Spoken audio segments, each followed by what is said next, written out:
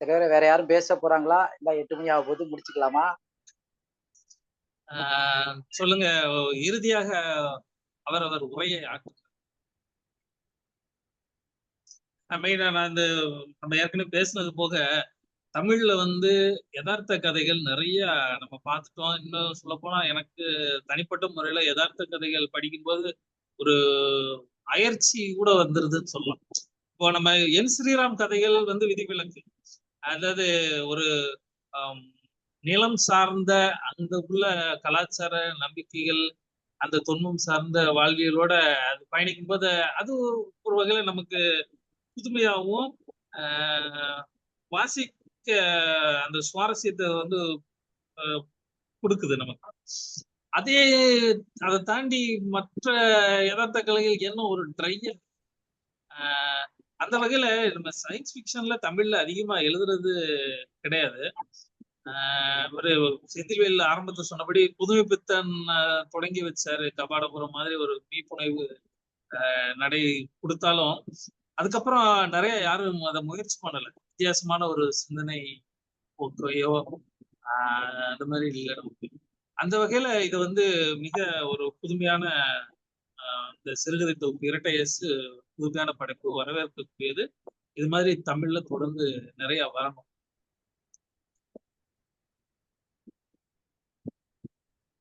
நீங்க சொல்லுங்க செந்தில்வேல்.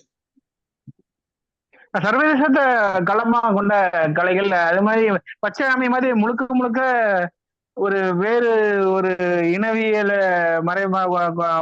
இதை கொண்ட ஒரு கதைங்கிறது தமிழ்ல ரொம்ப அபூர்வமான நிகழ்வுன்னு நினைக்கிறேன்.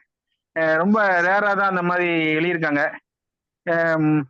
ரொம்ப குறிப்பிட்டு சொல்லக்கூடிய வகையான ஒரு களங்கள்லயுமே அந்த எழுத்து ரொம்ப கரெக்டா எந்த விதமான இதுவுமே நம்ம அதுல இப்ப சொல்ல முடியாத அளவுக்கு எல்லாமே கதைகளுமே ரொம்ப நன்கு எழுதப்பட்ட கதைகள்.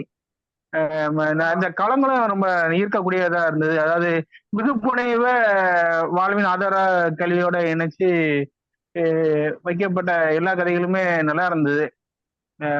முக்கியமா ரொம்ப ஃப்ரெஷ்ஷா இருந்தது. இந்த எழுத்து பச்சையம்மா இருக்கட்டும், இரட்டை இது நிழற்காடு சில சில கதைகள் படிச்சிருக்கேன், ஃபுல்லா படிக்கல, தொகுப்பு படிக்கல. இதுல இணையதள்ல படிச்சதுதான்.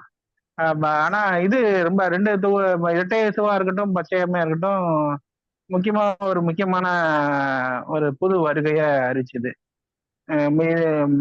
நிறைய பேர் எழுதுறாங்க. இப்ப அறிவியல் புனை அருகில நிறைய எழுதுனாங்க. 2-3 கதைகள் நல்ல காத்திரமா வந்தது. அது ஏன் அவங்க அடுத்தால வரலன்னு தெரியல. தமிழினி மாதிரி அருவும் ஒரு நல்ல களமா அமைனது. தமிழினி, செந்தில் ஜெகநாதன் இவங்களெல்லாம் மயில் என்சி ஜிடப்பினெல்லாம் வெளிக்கொண்டு வந்த மாதிரி அருவும் நல்ல வலுவா தன்னோட இதை உருவாக்கணும்னு ஆசைப்படுவேன். அரு பாலாக்கே தெரியலன்னு ஆச்சரியமா இருக்கு எனக்கு. அருயோட 2 தொகுப்புமே அருமையான தொகுப்புகள். ஆரம்ப கட்ட 2 தொகுப்புமே நல்லதா இருந்தது. ஒரு முக்கியமான ஆரம்பமா நினைச்சது எதனால அவங்க தொய்வாயிட்டுன்னு தெரியல. ஜெயமோகன் தேர்ந்தெடுத்தது. அதுக்கு அடுத்த 2 தொகுப்புமே நம்ம கார்டு கப்பியா வச்சிருக்கேன். நல்லா தொகுப்புல ஆரம்பத்துல தொடர்ந்து ஃபாலோ பண்ணிட்டு இருந்தேன். இப்பதான் கொஞ்சம் பண்றது இல்லை. நானும் திருப்பி படிக்கணும். 2 தொகுப்புமே நல்லா இருக்கும். வருஷம் 2வது வருஷம் 2 தொகுப்புமே தொகுப்பே என்கிட்ட இருக்கு. 2மே நான் வாங்கினேன். 2மே தொகுப்புகள் நல்ல தொகுப்புகள். என்ன முக்கியமான ஒரு ரொம்ப சந்தோஷமா இருக்கு அவருடைய கிராஃப்டோட வளர்ச்சியை பார்க்கும்போது. அப்புறம் அந்த ரெட்டையசுல போட்டிருக்க ஓவியம்லாம் டாலியோடதா வச்சிருக்காங்க. ரெட்டையசுல போட்டது இல்ல, அது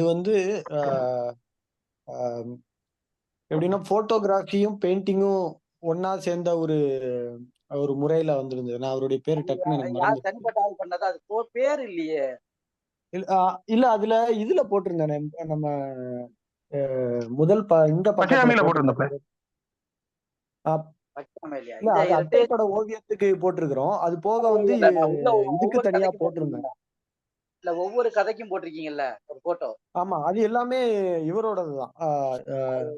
ஒரே ஒரு நபரோடதுதான். ஐயோ டக்குன்னு அவர் பேர் என்னால ஞாபகப்படுத்த முடியல. அது என்னன்னா அது ஒரு புது வகையான முறை. அது நம்ம போட்டோகிராஃபியும் நம்ம பெயிண்டிங்கும் கலந்த ஒரு முறை. நல்லா இருக்கு இல்ல அவ்வளவு. இல்ல அது படம் வந்து டாலியோட, அதனால உங்களுக்கு முதல் படம் டாலியோட தானே. ஆமா ஆமா. ஆனா எல்லா கதையுமே எல்லா இதுமே நல்லா இருக்குது. அது நல்லா கொஞ்சம் அந்த கதைக்கு ஏத்த மாதிரி இருக்கணும் அப்படின்னு சொல்லி பார்த்ததுதான். நல்ல முயற்சி அது. ஆமா, அது புக்ல வரும்போது நான் சாஃப்ட் காப்பில பார்த்த அந்த இன்னும் வந்திருக்கா அப்படின்னு எனக்கு ஒரு இது இருந்தது. ஆனா ஆல்மோஸ்ட் ஓகே தான், நல்லா வந்திருந்தது. இப்போ நீங்க இந்த ஆங்கிலத்துல வந்து இப்ப ஸ்டீஃபன் கிங் எடுத்துக்கிட்டீங்கன்னா ஹாரர் த்ரில்லர், அதை ஒரு லிட்ரேச்சர் வகையில கூட நம்ம சேர்க்கலாம். ஆனா அவர் அந்த ஜானரை விட்டு விலக மாட்டாரு. உங்களால இந்த ஜானருக்குள்ளே தொடர்ந்து பயணிக்க முடியும் நம்புறீங்களா? ஐ மீன் சயின்ஸ் ஃபிக்ஷன். எனக்கு இல்ல, அதுல பாத்தீங்கன்னா சயின்ஸ் ஃபிக்ஷன் கதை ஒரு கதை தான் இருக்கும். அந்த ஒரு என்ரோல் ஒரு கதை தான் சயின்ஸ் ஃபிக்ஷன் கதை. சம்திங் யதார்த்தத்தை தாண்டி ஒரு மீ புனைவுக்குள்ளேயே நம்ம இயங்க முடியும்னு நினைக்கிறீங்களா? இல்ல, அது எனக்கு அது ஒரு ஜேர்னருக்குள்ள பயணிக்கிறதுல எனக்கும் உடன்பாடு இல்ல. நான் இப்போ இதுலயுமே பாத்தீங்கன்னா அதுல அந்த இரட்டை இயேசு கதை, இரட்டை இயேசு வந்து 2 பேருடைய கான்வர்சேஷன் தான். அதுல மிகுப்புனைவுங்கிறது இருக்காது. அதுல அவனுடைய கற்பனை ஒரு கதை ஒண்ணு சொல்லுவான், ஒரு இயேசு, அது மட்டும்தான் இருக்கும். மற்றபடி அதுல மிகப்புனைவு வந்து அதுல அந்த கதையை நான் அப்படி பார்க்கல. அதே மாதிரி இந்த தொகுப்புல சேர்க்கலாம்னு சொல்லி நான் இன்னும் 2 கதைகள் எடுத்து வச்சிருந்தேன். கிட்டத்தட்ட ஆரஞ்சர் உற்றன கண்ணும் மிகப்புனைவு கிடையாது, நார்மல் யதார்த்த கதை தான். ஆனா நிகழக்கூடிய களம் வந்து வேற. அதனால நம்மளுக்கு அது ஒரு ஒரு புது ஃபீல் கொடுக்குது. ஏன்னா நிலம் வந்து வேற, நம்மளுக்கு அந்த நிலம் பேசுற அரசியல் வேற வேற. எனக்கு வந்து இந்த இப்ப இந்த குளோபலைசேஷனுக்கு அப்புறம் எனக்கு நிலம் வந்து நம்ம நிலத்தினுடைய கதைகள் மட்டும் பேசணும் அப்படிங்கிறதுல எனக்கு ஒரு உடன்பாடு இல்லை. நான் எல்லாமே பிரச்சனைகளும் நம்மள எங்கேயோ நடக்கக்கூடிய ஒரு பிரச்சனை நம்மளையும் பாதிக்குது. இப்போ உக்ரைன் வார் நடக்குதுன்னா உலகம் ஃபுல்லா பாதிக்குது. அதே மாதிரி அது பத்தின விஷயங்கள் நம்மள மன ரீதியாகவும் ஏதோ ஒரு விஷயத்துல நம்ம இதுல பதியுது. ஸோ அதோடைய வெளிப்பாடு தான் அந்த கதைகள். அந்த கதையை நம்ம அப்படியே நம்ம நிலத்துக்கு மாத்தி எழுதும் போது அது ஏதோ அதோடைய ஒரிஜினாலிட்டியை நம்ம கெடுக்கிற மாதிரி எனக்கு சில நேரங்கள்ல தோணும். அதனால என்னால முடிஞ்ச அப்படி பண்ணும்போது அதை நம்ம வேறொரு கற்பனை நிலத்துக்கு கொண்டு போவோம். இப்போ அதுல தங்கமீன் கதை வந்து எனக்கு சமகால அரசியல் பேசக்கூடிய கதை தான். ஆனா அது வந்து நிலைமை வந்து நேரடியா சொல்லாம அந்த மாதிரி வைக்கணும் அப்படின்னு சொல்லி அது நான் முயற்சி பண்ணிருப்பேன். ஆனா ஆரஞ்சர் உற்றன கண்ணில் எனக்கு அந்த நிலத்தை நேரடியா பேசணும் அப்படிங்கிற மாதிரி தோணுச்சு. அது அது அங்க நடக்கக்கூடிய ஒரு யதார்த்த கதை தான். நீங்க சொல்ற மாதிரி நான் மத்த ஜேர்னரும் யதார்த்த கதை நிச்சயம் இப்போ ஒண்ணு எழுதிட்டு, அது 2 வருடம் முன்னாடி ஒண்ணு எழுத ஆரம்பிச்சேன். அது இன்னும் அப்படியே இருக்கு. அது ஒண்ணு ஒர்க் பண்ணிட்டு இருக்கிறேன். அது பண்ணணும். ஒரு பெரியனா அந்த குறுநாவல் மாதிரி ஒண்ணு கொண்டு வரணும். அப்புறம் மத்த இதுலயுமே ஒரு பேய் கதையும் ஒண்ணு முயற்சி பண்ணேன். அது இருந்து இந்த தொகுப்புல வைக்கலாம் அப்படின்னு நினைச்சேன். ஆனா இதுல ஆல்ரெடி ஒரு 6 கதைகள், நெடுங்கதைகள் இருக்கிறதுனால வேண்டாம் அப்படின்னு சொல்லி இது பண்ணி அடுத்த இதுக்கு அது கொண்டு வரணும். நீங்க சிற்றிதழ்ல அல்லது மின்னிதழ்ல வெளியிடுறீங்களா இல்ல தொகுக்குன்னு தயார்? இல்ல நான் கொடுப்பேன். இந்த இது அச்சிதழுக்கோ இல்லைன்னா வந்து ஏதாவது மேகசின், மேகசின் ஏதாவது கொடுப்பேன். ஒரு பொதுவா வந்து மீ புனைவு எழுத்துக்கும் அறிவியல் புனைவு எழுத்துக்கும் வந்து ஒரு மிகப்பெரிய வெற்றிடம் இருக்கிறதா தோணுது. அது காரணம் என்னன்னு நினைக்கிறீங்க? காரணம் என்னன்னு தெரியல. மேபி நம்ம அப்படி தெரியல, தொன்று தொட்டு நம்ம அப்படி மாஸ்டர்ஸ் வழியா அப்படியே வந்து வரும்போது நம்ம அவங்களுடைய எல்லைக்குள்ளேயே நம்மளும் அப்படி பண்றோமா அப்படின்னு எனக்கு அதுவும் ஒரு இது இருக்கு. இன்னொன்னு அதுல ஃபெயிலியருக்கான சாத்தியக்கூறுகளும் அதிகம். அந்த கதை வந்து நின்று நம்ம நினைச்சத நம்ம யதார்த்தத்தை தாண்டி ஒரு பேய் கதையிலயோ இல்ல இத மாதிரி அறிவியல் புனைவுலையோ அதை லிட்ரேச்சர் வேல்யூவோட சொல்லும்போது அதுல நம்ம நினைச்சது சொல்ல முடியாம போகிறதுக்கான வாய்ப்புகள் அதிகம். அதனால ஒருவேளை நீங்க வர்றதுக்கு முன்னாடி கூட இவர்கிட்ட பேசிக்கிட்டு அந்த இன்னொருவன் கதை வந்து அந்த அறிவியல் புனைவு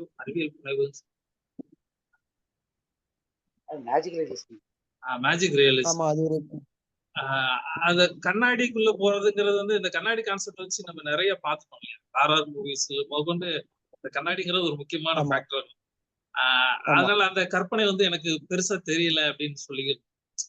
ஆனா அது பேசின விதம், அதாவது யதார்த்த வாழ்வில சலிச்சு போன அன்றாடங்கள்ல இருந்து ஒரு விலகி ஒரு அமைதியை தேடக்கூடிய ஒரு மனநிலை வந்து எல்லாத்துலயும் இருக்குது. குறிப்பா இந்த நவீன ஆமா குளோபலைசேஷனுக்கு அப்புறம் அல்லது இந்த ஐடி துறை இது மாதிரியான இடங்கள்ல அந்த ஒரு ஒரு அமைதி, முழு அமைதிக்கான தேடலும் அது சகிக்க முடியாம திரும்ப இதுக்கு வரக்கூடிய அவசியமும் இருக்குது அப்படின்னு.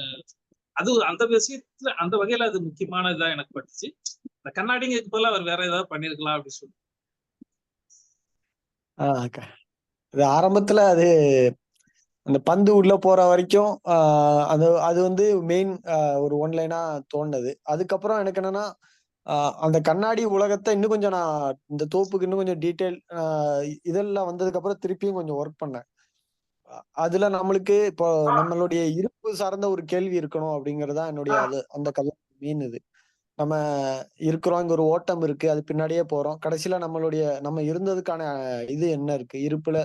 நம்ம இருக்கோம், நம்ம இல்லைன்னா நம்ம இங்க என்ன ஆக போகுது, எதுவும் மாற போறது இல்ல. ஒரு அதான் அவனுக்கு திடீர்னு அவன் வெடிச்சு சிதறுவான். ஒரு பெரிய ஒரு இங்க யூனிவர்ஸ்ல பார்த்தா ஒரு சின்ன புள்ளி தான் சேஞ்ச் ஆயிருக்கிற மாதிரி அவனுக்கு தோணும். அதே மாதிரி அது எல்லாமே என்னன்னா இப்ப நம்ம இருக்கோம், நாளைக்கு இல்ல அப்படின்னா நம்ம இல்லங்கிறதுக்கு என்ன இது இருக்கு அப்படிங்கிற ஒரு கேள்விதான். அதுவும் ரெண்டாவது அதுல கிட்டத்தட்ட ஒரு இன்னும் சில கேள்விகளுக்கு அதுல பதில் இல்லாம போயிடுச்சு. அதாவது வந்து மரணம்ங்கிறது என்ன, அன்றாட வாழ்வியல் எப்படி இருக்கும், உறங்கம் அல்லது சாப்பாடு, இந்த மாதிரி வாழ்க்கை அந்த கண்ணாடிக்குள்ள எப்படி இருக்குங்கிறது, அந்த வாழ்க்கை பத்தி சில கேள்விகளும் இருக்கு. ஏன்னா அவங்க அங்க வந்து முதியவர் அப்படியே தான் இருக்காரு. அதுல நிறைய விஷயங்கள் ஆமா அந்த ஓப்பன் தான். கேள்விகள் அதுல என்னன்னா அந்த 3 பேர் கதைப்படி பார்த்தா அந்த 3 பேர் ஆல்ரெடி அந்த வீட்டுல இருந்தாங்க. அந்த உலகத்தை விட்டு மறைஞ்சு போறதுக்கு ஒரு காரணம் தேவைப்பட்டிருக்கு. அவங்க அந்த பெண் வந்து தனியா அந்த பெண் மேல ஒரு சமூக பார்வை இருந்திருக்கும். அதே மாதிரி இவர் மேல ஒரு பணம் இது இந்த மாதிரி இருந்திருக்கும். அவங்க ஒவ்வொருத்தருக்கு ஒரு தனிப்பட்ட காரணம். அவங்க வந்து உண்மையாவே அந்த கண்ணாடி உலகங்கிறது ஒண்ணு இல்லாம கூட இருந்திருக்கலாம். அவங்க நம்ம கவனிக்க மறந்த ஒரு ஆட்களா எங்கேயோ கரைஞ்சு போயிருக்கலாம். அது அவங்க கண்ணாடி உலகத்துல மறைஞ்சிட்டாங்க அப்படிங்கிறது அது கதையில அது ஒரு பாட்டா இருந்தாலும், உண்மையா அப்படி ஒரு உலகம் இல்லாம அவங்களும் இந்த நம்ம அன்றாடம் சந்திக்கக்கூடிய பிரச்சனையில மாட்டி அதுல இருந்து வெளியே வராம ஒரு விடை தெரியாம அழிஞ்சு போற இல்ல கவனிக்க மறந்த ஒரு ஆளா கூட இருக்கலாம். அதனால அது ஒரு இதுதான், ஒரு படிமம் தான் அது. அந்த படிமம் சப்போஸ் உண்மையா இருந்ததுன்னா அந்த படிமத்துக்குள்ள அதுக்கான பதில்கள் இருக்கணும் அப்படிங்கிறதுக்கு தான் அங்க ஒரு உலகமும் அதுக்கான கட்டமைப்புகளும் அங்க கொஞ்சம் இது பண்ணிருந்தேன். அதுல என்னன்னா நம்ம தினம் பார்க்க அன்றாடத்துக்குள்ள கரைஞ்சி போறதுங்கிறது நீங்க சொல்றது நல்லா இருக்குது. ஆனா அந்த கண்ணாடிக்குள்ள போறதுங்கிறது அப்படியான உலகத்தை காட்டக்கூடியதா இல்ல. அது வந்து ஒரு சாஸ்வதமான அதாவது ஒரு கிராமத்துக்கு மாதிரி நாட்கள் மிக மெதுவா நகரக்கூடிய அல்லது நகரவே செய்யாத பொழுதுகள் உடைய ஒரு இடமா இருக்கு இல்லையா? கண்ணாடி உலகம்ன்றது வந்து பரபரப்பு இல்லாம அது அன்றாடத்துக்குள்ள கரையக்கூடியதா சொல்ல முடியுமா? இல்ல கண்ணாடி உலகத்துல பார்த்தோம்னா மெயின் வந்து என்னன்னா இங்க வந்து ஒவ்வொருத்தருக்கும் ஒரு டிஃபைன்டு ஒரு ரோலு ஒரு பேர் அப்படி வச்சு இங்க இருக்கு. அங்க கண்ணாடி உலகத்துக்கு போன உடனே அவனுக்கான அந்த ஒரு ஒரு சமூக இதோ இல்லைன்னா கட்டமைப்பு அங்க உடையுது. அவனுக்கான அந்த அடையாளம்ங்கிறது அங்க இல்ல. அவன் வந்து அவனுக்கு இந்த மாதிரி தன்னுடைய தேவைகளை நோக்கி ஓட வேண்டிய கட்டாயமும் அங்க இல்ல. அங்க டெய்லி நடக்கக்கூடிய விஷயங்களுமே ஒரு மாற்றத்துக்கு உள்ளாயிட்டே தான் இருக்கு. இன்னைக்கு இருக்கக்கூடிய இடம் வந்து நாளைக்கு இருக்காது. அங்க இன்னைக்கு இருக்கிற பகல் வந்து நாளைக்கு மறுநாள் வேற மாதிரி இருக்கு. அப்படி இருக்கும்போது அவனுக்கு இருத்தல்ங்கிறதே அங்க ஒரு வேற மாதிரி இருக்கு. இந்த ஓட்டத்துக்கு அது நேர்மாறா இருக்கு. ஆனா இந்த கதையில இன்னொன்னு என்னன்னா ஒரு வெறுமைங்கிற ஒரு விஷயம் இருக்கு. இந்த வெறுமை வந்து நம்மள வேறொரு உலகத்துக்கு போய் நம்ம விரும்புற இடத்துக்கு போனாலும் அந்த வெறுமை திருப்பி நம்மள அங்கேயும் ஒரு துரத்தக்கூடிய தன்மை இருக்கு. அது அவனுக்கு அதுவும் ஒரு சலிப்பை தருது. எதுவுமே இல்லாம இருக்கிறது அவனுக்கு ஒரு சலிப்பை தருது. அவனுக்கு அந்த ஓட்டம் ஒரு விதத்துல அவனுக்கு அந்த தேவைப்படுது. அவனுக்கு அந்த பழைய ஐடி கார்டு தேவைப்படுது. அதுல அவன் ஐடி கார்டு எடுத்த உடனே நீ இருந்ததுக்கான கடைசி அடையாளமும் போச்சு அப்படின்னு சொல்லி அவன் சொல்லுவான். நம்மளுக்கு வெளி உலகத்துல அதுதான் நம்மளுக்கு ஒரு அடையாளமா நம்ம நினைச்சிட்டு இருக்கிறோம் அப்படிங்கிற மாதிரி. ஆனா அவனுக்கு கடைசியில அதுதான் தேவை அப்படிங்கிற மாதிரி இருக்கு. ஆனா நீங்க அந்த கதையோட முடிவுல பாத்தீங்கன்னா இந்த கேரக்டர் எல்லாமே நிஜ வாழ்க்கையில வெவ்வேறு இதுல இருப்பாங்க. அந்த இவர் வந்து ஒரு கிழவி பிச்சை எடுத்துட்டு இருப்பாங்க. அதே மாதிரி அந்த பெண் ஒரு குழந்தையோட பார்ப்பான், அந்த கிழவர் ட்ரெயின்ல பாடிட்டு இருப்பாரு. இதுதான் அவங்களுடைய உண்மையான ரியாலிட்டி உலகம். அந்த அதுவும் தோணுச்சு. ஒருவேளை அதான் அப்படி அதாவது அந்த கதையோட முடிவுல அந்த இது எனக்கு எப்படி தோணுச்சுன்னா, கதாசிரியர் அந்த கற்பனை எப்படி தோணுச்சுங்கிறதுக்கான ஹிண்ட்டை நமக்கு விட்டுட்டு போயிருக்காரு அப்படிங்கிற மாதிரி தோணுச்சு. ட்ரெயின்ல போவான், அந்த கேரக்டர்ஸ் எல்லாமே பார்ப்பான், இது எல்லாம் மண்டைக்குள்ள குழம்பி இப்படி ஒரு கதையா வந்திருக்குங்கிறத நமக்கு போட்டுட்டு காட்டுறாரு போல அப்படின்னு தோணுச்சு. ஆமா. ஏன்னா இதுல இன்னொன்னு ஒரு இது, கண்ணாடி உலகத்தை விட்டு வெளியே வந்துட்டா உள்ள அப்படி ஒரு உலகம் இருந்ததா உனக்கு ஞாபகம் இருக்காது அப்படின்னு ஒண்ணு சொல்லுவாங்க. அந்த பெண் சொல்லுவாங்க, அவன் வெளியே வந்துட்டான், உண்மையா அங்க என்ன நடந்ததுங்கிறது அவனுக்கு ஞாபகம் இல்லை. ஒருவேளை இதுதான் உண்மையா இருக்கலாம், அது பொய்யா இருக்கலாம் அப்படிங்கிற மாதிரி. அது நீங்க பாக்குற விதத்திலையும் பார்க்கலாம், இன்னொருத்தர் பாக்குற விதத்திலையும் பார்க்கலாம். அதனால எல்லாருடைய கேள்விக்கும் கொஞ்சம் கொஞ்சம் நியாயம் இருக்கிற மாதிரி அதை முயற்சி பண்ணி பார்த்தேன். அவருக்கு போகன் சங்கர் கூட பேசிட்டு இருக்கும்போது அதாவது முன்னாடி எல்லாம் நம்ம நிறைய சாமியார்கள் பார்ப்போம், பண்டாரங்கள் இருப்பாங்க காட்டுக்குள்ள. இப்பெல்லாம் சொல்றோம் இல்லையா, ஏதாவது காட்டுக்குள்ள போனா ஒரு சித்தரோட சிலை இருக்கும், அகத்தியர், அவர் அங்க தவம் பண்ணாரு வச்சாரு. இன்னைக்கு காடுகள்லாம் ஃபாரஸ்ட் கண்ட்ரோல்ல போயிடுச்சு. எந்த தனி மனிதனும் போய் இப்படி விச்சாந்தியா அங்க போய் தவம் பண்றேன் வைக்கிறேன்னு சொல்லி இருக்கு, பிடிச்சு உள்ளதில் வச்சு. அப்போ ஒவ்வொரு மனிதனுக்கும் அடையாளம் தவிர்க்க முடியாத காலகட்டத்துல இருக்கு. ஐடி கார்டு நம்ம மேல திணிக்கப்படும். அப்ப நீங்க இந்த கதையில அடையாளம் அவனுக்கு தேவையா இருக்கு அப்படின்ற இடத்த சொல்றீங்க.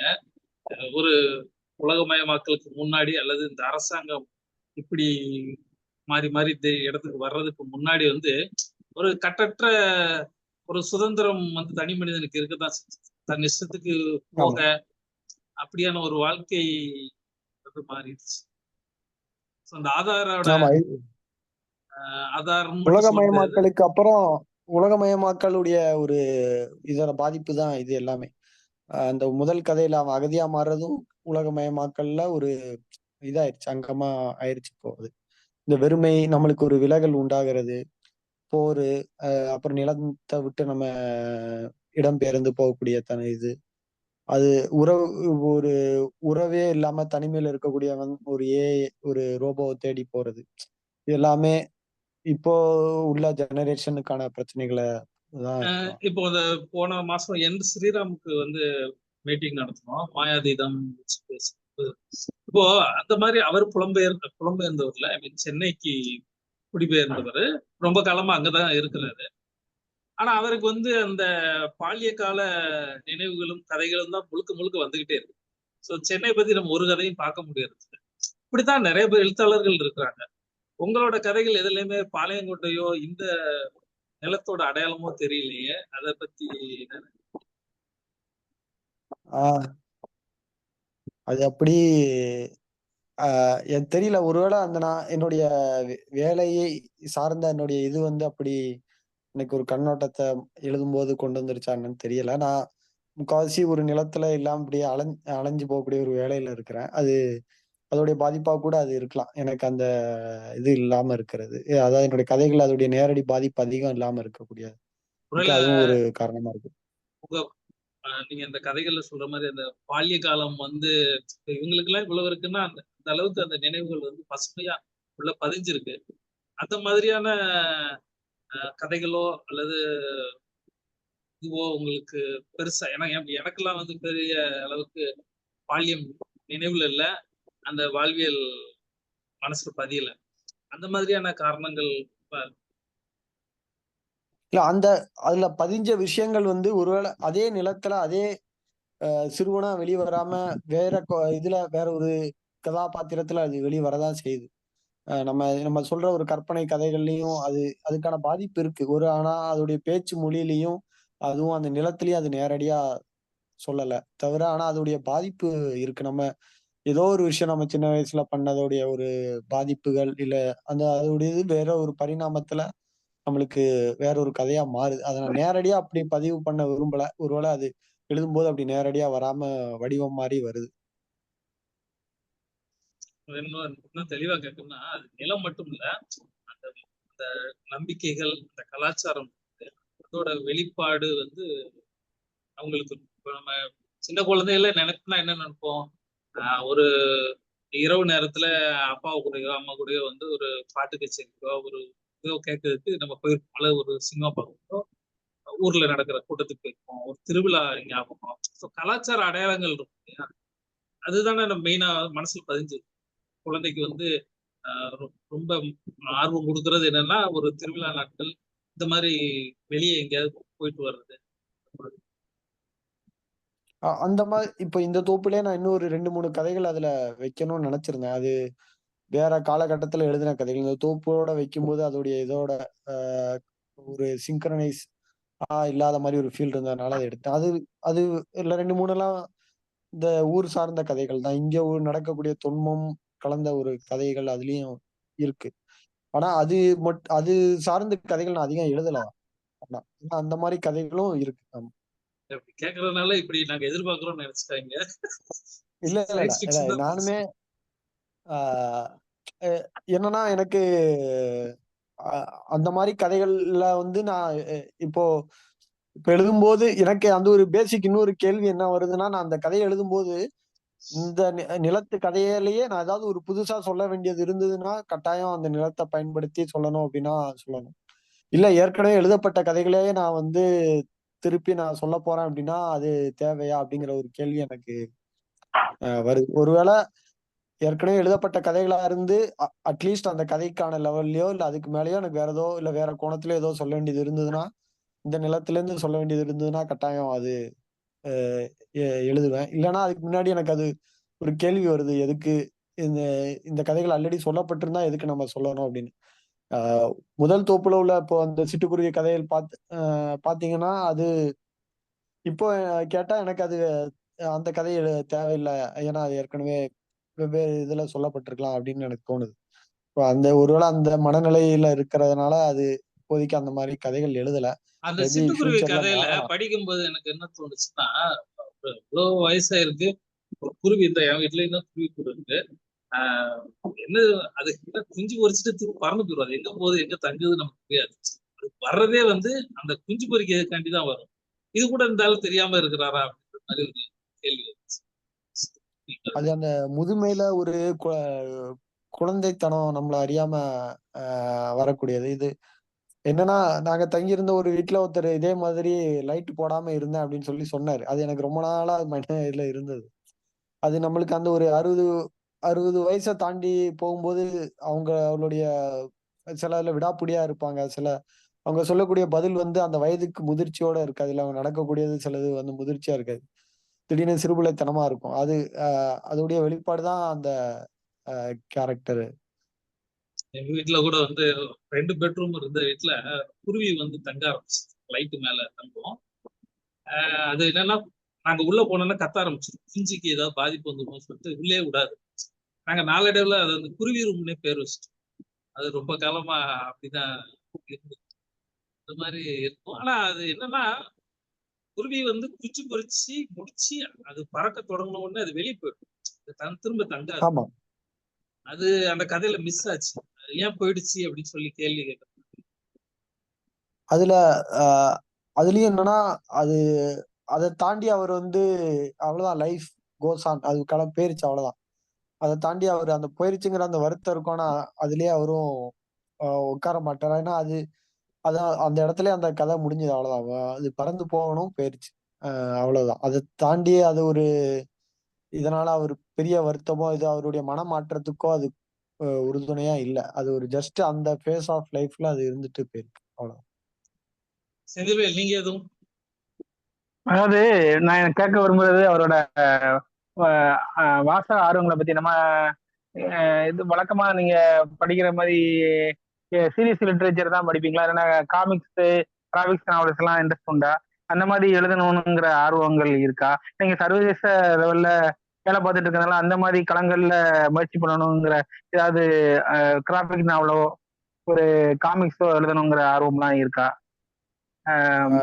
ஏன்னா உங்க உங்க அப்படிங்கிறது இல்ல காமிக்ஸ் இல்ல. எனக்கு காமிக்ஸ்ல பெரிய ஆர்வமும் இல்ல. ஆனா அது அது வாசிப்புல இல்ல. இருந்தா வாசிப்பேனே தவிர அது ரொம்ப பெருசா தேடி வாசிக்கக்கூடிய இது எனக்கு இல்ல காமிக்ஸ்ல.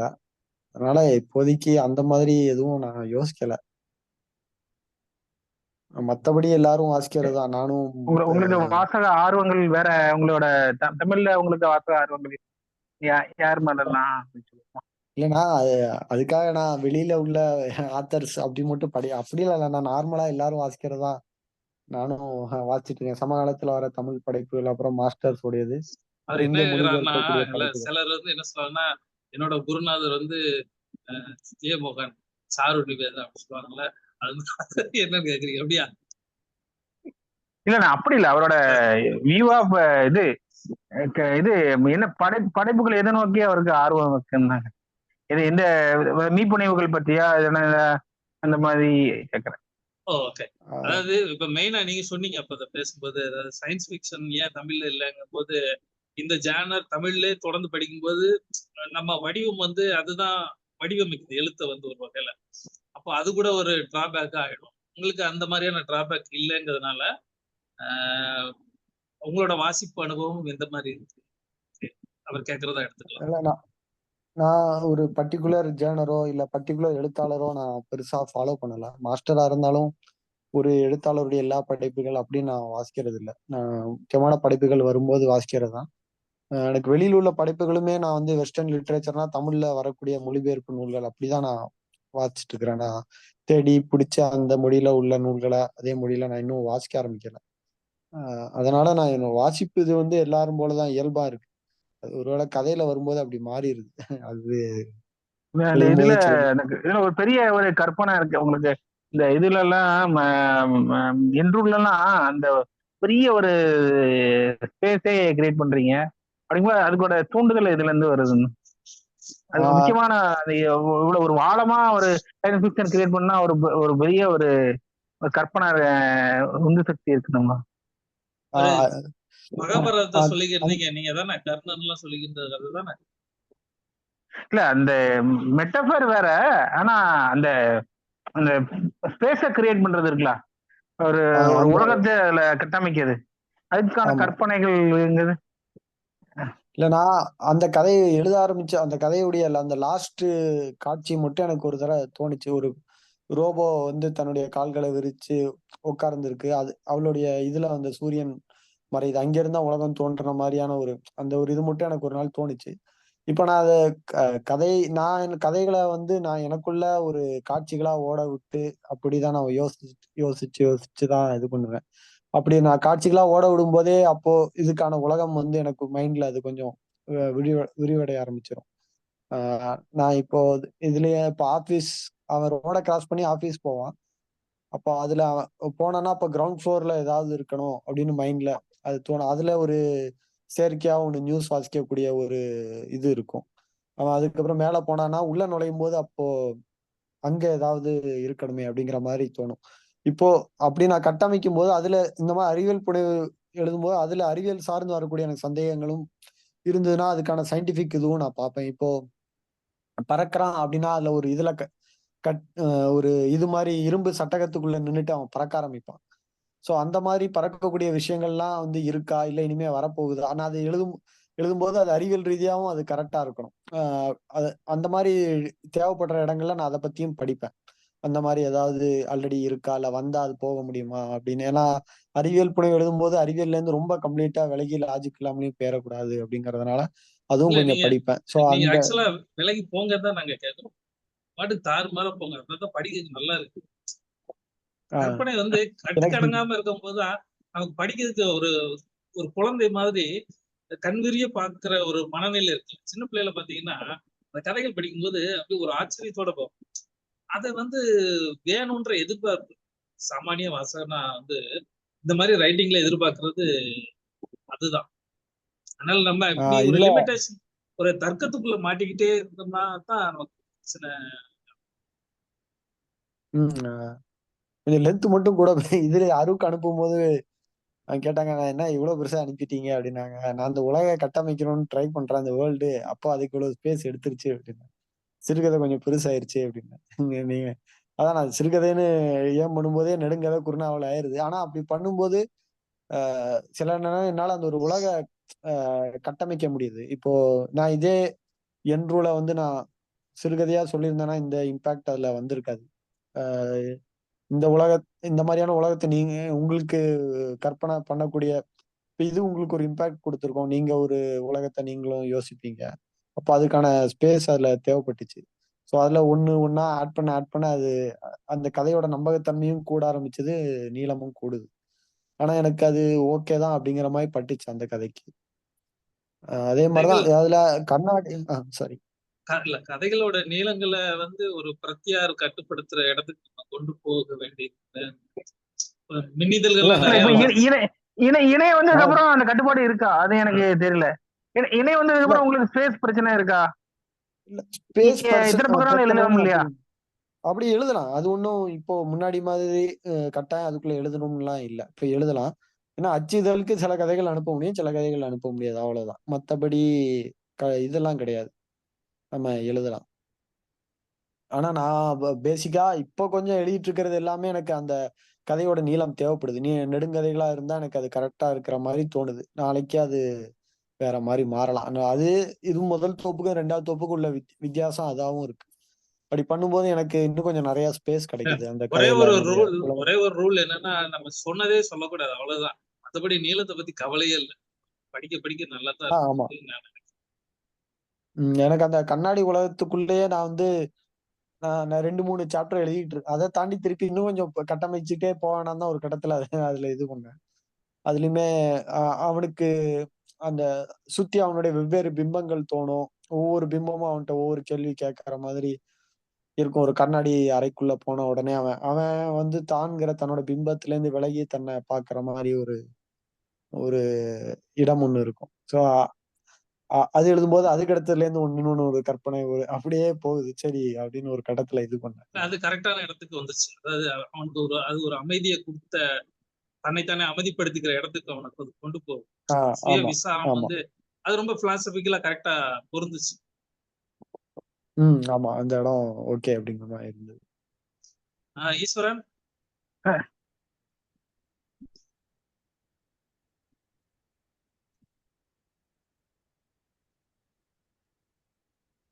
ஹலோ, ஈஸ்வரன் கேக்குதா? சொல்லுங்க. கேக்குது. நீங்க பேசுனதெல்லாம் கேட்டுக்கிட்டேன். மத்தபடி நான் சொன்னது நான் அதிகமா சொல்றதுக்கு ஒண்ணும் இல்ல. இது ஞாயிற்றுக்கிழமை பாலா உங்களுக்கு தெரியும். 8:30 மணிக்கு நண்பர்களோட உணவுக்கு போகணும். ஓகே ஓகே, சரி, கூட்டத்தை நிறைவு செய்யலாமா? இங்க இருக்கீங்களா வெளியே வா? இல்ல நான் இங்க கசகிஸ்தான்ல இருக்கேன். கசகஸ்தான்ல இருக்கீங்களா? Right, okay. ஆமா. முதல் முறையா ஒரு எழுத்தாளர் நேரடியா பங்கேற்றதுக்கு ரொம்ப நன்றி தெரிவிச்சுக்கொள்ளும். நன்றி. நீங்க எடுத்து நாங்க என்ன நினைப்போம்னா, ரைட்டர் தான் நாங்க கிரிட்டிசைஸ் பண்ணதுக்கு இடைஞ்சலா இருக்கும் சொல்லி நாங்க கூப்பிடுறது. அதை ஃபர்ஸ்ட் யோசிச்சா நம்ம ஜாயின் பண்ணலாமா வேண்டாமா அப்படின்னு ஒரு யோசனையே எனக்கு ஒரே ஒரு இது மட்டும் தான் ஆச்சரியம் தான் இருந்துச்சு. என்னன்னா, இப்போ நீங்க ஜான் ரூல்ஃபோவோட பெட்ரோ பரமா படிச்சிருக்கீங்களா? ஜான் ரூல்ஃபோட தமிழ்ல வந்திருக்கு. இப்ப 2வது தடவை கூட யாரு கார்த்திகை பாண்டியன் மொழிபெயர்ப்பு. ஆமா, அந்த நாவல் ரொம்ப வருஷமா அவர் ட்ரை பண்ணி நாவலா குறுநாவலா தான் இருக்கும். அந்த நாவல் முடிச்சதுக்கு பிற்பாடு அது ரொம்ப அருமையான ஒரு நாவல். 2வது அதுக்கப்புறம் ஒரு நாவல் எழுதுறதுக்கு முயற்சி பண்ணாரு. எழுதிக்கிட்டே இருந்தாரு, ரொம்ப வருஷம் ஆச்சு. எழுதின பிற்பாடு என்ன பண்றாரு, அந்த நாவலை கிழிச்சு போட்டாரு. ஏன்னா அந்த முதல் நாவல் இடத்துக்கு அது வரல, என்னால எனக்கு தேவையில்லை அப்படின்னு சொல்லிவிட்டாரு. தமிழ்ல இருக்காதுலவா? தமிழ்ல நம்மகிட்ட இருக்கு, லைப்ரரியில இருக்கு. அப்போ என்னன்னா, ஒரு எழுத்தாளனுக்கு அந்த ஒரு தைரியம் இருக்குதுல சிறந்ததா தான் இருக்கணும். அதை தாண்டி போனாதான் அடுத்த படைப்பு கொடுக்கணும்ன்ற ஒரு இது இருக்கு. அப்போ சிறந்தது எது தேவையில்லை அப்படின்னு அவனுக்கு தெரியுது. சிறுகதை தொகுப்பு ஒன்று போட்டிருக்காரு, எல்லாமே பிரமாதமா இருக்கும். அது பேர் கண்டிப்பா வாசிக்கணும். அப்போ நீங்க இந்த நிலக்காடுல அந்த சில கதைகளை தவிர்த்திருக்கலாமே அப்படின்றது மட்டும் எனக்கு. ஆமா, அது எனக்கும் தொகுப்பா இவ்வளவு அருமையா 2 தொகுப்புல படிச்சுட்டு எனக்கு அது முதல் கதைகள் இப்படித்தான். அந்த வேணி சூர்யான்ற கவிஞர் ஆரம்ப கட்டத்துல அவர் கவிதை எழுத முயற்சி பண்ணும்போது என்ன பண்ணுவாருன்னா, எனக்கு கவிதைகள்லாம் அனுப்பி கொடுத்தாரு. நானு இப்படி எழுதுறவனுக்கு வந்து கவிதையே வாழ்க்கையில வராது அப்படின்னு சொல்லலாம், திட்டிலாம். அந்த ஒரு வருஷம் தான் இருக்கும். அவரு பிரமாதமான கவிதைகள் கொடுத்தார். நம்பவே முடியல அந்த பரிமாணத்தை வந்து. இப்படி எழுதிக்கிட்டு இருந்தவர் கவிதைனா என்னன்னே தெரியாத மாதிரி இருந்த ஒரு இடத்துல இருந்து அவ்வளவு அற்புதமான இடத்த தொட முடிஞ்சிருக்கு அப்படிங்கும்போது, அது என்னத்தான் நம்ம ஒருத்தரை உள்வாங்குற பாக்குற விதம் தான் தப்பா இருக்கு அப்படின்னு தான் நான் புரிஞ்சுக்கிட்டேன். சோ எனக்கு அந்த நிலக்காடுல இருந்து அந்த முதல் கதைகள்ல இருந்து இதை படிக்கும்போது ரொம்ப அற்புதமான ஒரு வீச்ச. நிலக்காடுல ஒரு 4-5 கதைகள் வந்து நான் இப்போ நான் தொகுத்திருந்தா 4-5 கதைகள் அதுல தொகுத்திருக்க மாட்டேன். ஆனா அத அதுல ஒரு ஒரு கோரிக்கையா 4 அதுதான் என்னோட கோரிக்கை. அதை தவிர்த்திருக்கலாம். ஆமா இது பண்ணிருக்க மாட்டேன். ஏன்னா அதுதான் என்னுடைய முதல் ஒரு இலக்கிய அனுபவமா இருக்கும்போது எனக்கு அப்போ உள்ள இதுல வைக்கலாம். அதுவுமே நிறைய பேர்கிட்ட கேட்டேன். அவங்க அந்த டைம் நான் கேட்டவங்களும் அந்த மாதிரி சொன்னபோது ஓகே கரெக்ட் தான் அப்படின்னு தோணுச்சு. ஆனா அதுல எனக்கு அந்த ஒருவேளை நான் அது கொண்டு வந்திருந்தா இப்போ அது கொண்டு வராம இதை முதல் தோப்பா கொண்டு வந்திருந்தாலும் அந்த தோப்புல உள்ள ஒரு 4-5 கதைகள் இதுல எடுத்து சேர்த்திருப்பேன். அந்த போதி சத்துவா, பேசும் தேநீர் கோப்பை, காகித கப்பல், அந்த மாதிரி அந்த ஒரு 4-5 கதைகள் பேசப்பட்டுச்சு. அந்த 4-5 கதைகள் சேர்த்திருக்கலாம்னு எனக்கு இப்பவும் தோணுது. அது சேர்த்திருப்பேன். ஆனா 4-5 கதைகள் நான் சேர்த்திருக்க மாட்டேன் இப்போ பண்ணியிருந்தேன். நிகழ்வு சிறப்பா இருந்தது. வருகைக்கு நன்றி. உங்களுக்கு எடுத்து நீங்க டீட்டெயிலா வாசிச்சு பேசுனதுக்கு நன்றி. ஊருக்கு வரும்போது நம்ம நேரடியா சந்திப்போம். கண்டிப்பா. நாங்க இங்க வந்து சக்தி லைப்ரரின்னு சொல்லி ஒரு நூலகம் வச்சிருக்கேன். எங்க இருக்கு? அன்பு நகர் ஏரியால. ஓ சரி. பெருமாள்புரம். இவருக்கு சரி. செந்திலுக்கு பெருமாள்புரம், ஈஸ்வரன் டவுனு. சோ கூட்டா நாங்க ஈஸ்வரன்லாம் அடிக்கடி ஞாயிற்றுக்கிழமைகள் இங்க வருவாரு. நீங்க வரும்போது சொல்லுங்க, நம்ம ஒரு சந்திப்பு. ஒரு நாள் நம்ம சந்திப்போம் கட்டாயம். நன்றி. நன்றி.